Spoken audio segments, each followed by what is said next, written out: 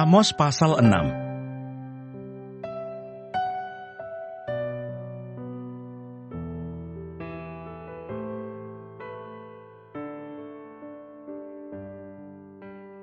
Rasa tenteram yang palsu. Celaka atas orang-orang yang merasa aman di Sion, atas orang-orang yang merasa tenteram di Gunung Samaria, atas orang-orang terkemuka dari bangsa yang utama, orang-orang yang kepada mereka kaum Israel biasa datang. Menyeberanglah ke Kalne, dan lihat-lihatlah. Berjalanlah dari sana ke Hamat yang besar itu, dan pergilah ke Gad orang Filistin. Adakah mereka lebih baik dari kerajaan-kerajaan ini? Atau lebih besarkah daerah mereka dari daerahmu? Hai kamu yang menganggap jauh hari malapetaka, tetapi mendekatkan pemerintahan kekerasan, yang berbaring di tempat tidur dari gading, dan duduk berjuntai di ranjang, yang memakan anak-anak domba dari kumpulan kambing domba, dan anak-anak lembu dari tengah-tengah kawanan binatang yang tambun, yang bernyanyi-nyanyi mendengar bunyi gambus, dan seperti Daud menciptakan bunyi-bunyian bagi dirinya, yang minum anggur dari bokor, dan berurap dengan minyak yang paling baik, tetapi tidak berduka karena hancurnya keturunan Yusuf. Sebab itu sekarang mereka akan pergi sebagai orang buangan di kepala barisan, dan berlalulah keriuhan pesta orang-orang yang duduk berjunta itu.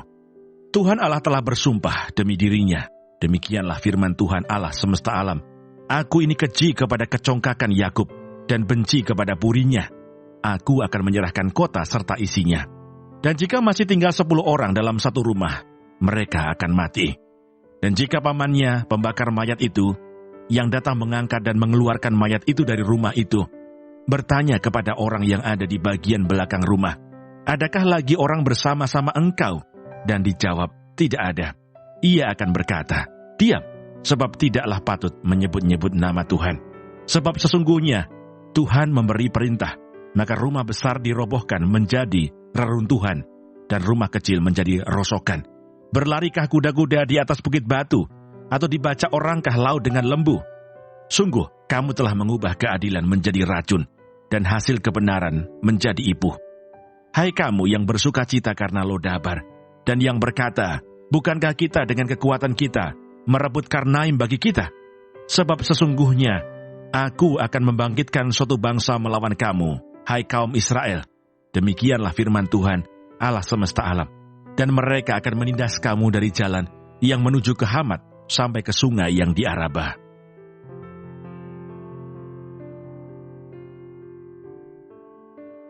Amos pasal 7.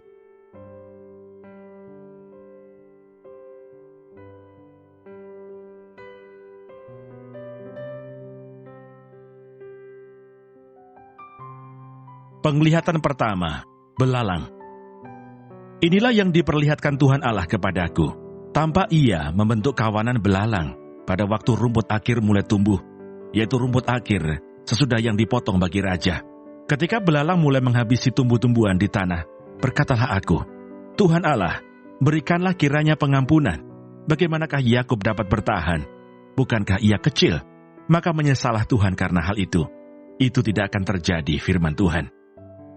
Penglihatan kedua, api. Inilah yang diperlihatkan Tuhan Allah kepadaku. Tampak Tuhan Allah memanggil api untuk melakukan hukuman. Api itu memakan habis samudra raya dan akan memakan habis tanah ladang. Lalu aku berkata, Tuhan Allah, hentikanlah kiranya. Bagaimanakah Yakub dapat bertahan? Bukankah ia kecil? Maka menyesalah Tuhan karena hal itu. Ini pun tidak akan terjadi, firman Tuhan Allah. Penglihatan ketiga, tali sipat. Inilah yang diperlihatkannya kepadaku. Tampak Tuhan berdiri dekat sebuah tembok yang tegak lurus, dan di tangannya ada tali sipat. Lalu berfirmanlah Tuhan kepadaku, apakah yang kau lihat, Amos? Jawabku, tali sipat. Berfirmanlah Tuhan, sesungguhnya aku akan menaruh tali sipat di tengah-tengah umatku Israel. Aku tidak akan memaafkannya lagi. Bukit-bukit pengorbanan daripada Ishak akan dilicin tandaskan, dan tempat-tempat kudus Israel akan diruntuhkan. Dan aku akan bangkit melawan keluarga Yerobeam dengan pedang. Amos diusir. Lalu Amasya, imam di Betel, menyuruh orang menghadap Yerobeam, raja Israel dengan pesan, Amos telah mengadakan persepakatan melawan tuanku di tengah-tengah kaum Israel. Negeri ini tidak dapat lagi menahan segala perkataannya.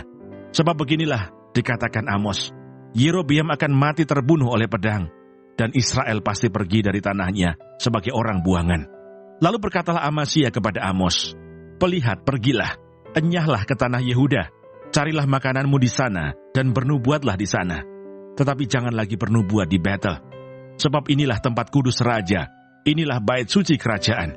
Jawab Amos kepada Amasya, "Aku ini bukan nabi, dan aku ini tidak termasuk golongan nabi, melainkan aku ini seorang peternak dan pemungut buah arah hutan. Tetapi Tuhan mengambil aku dari pekerjaan menggiring kambing domba, dan Tuhan berfirman kepadaku, 'Pergilah, bernubuatlah terhadap umatku Israel.' Maka sekarang dengarlah firman Tuhan.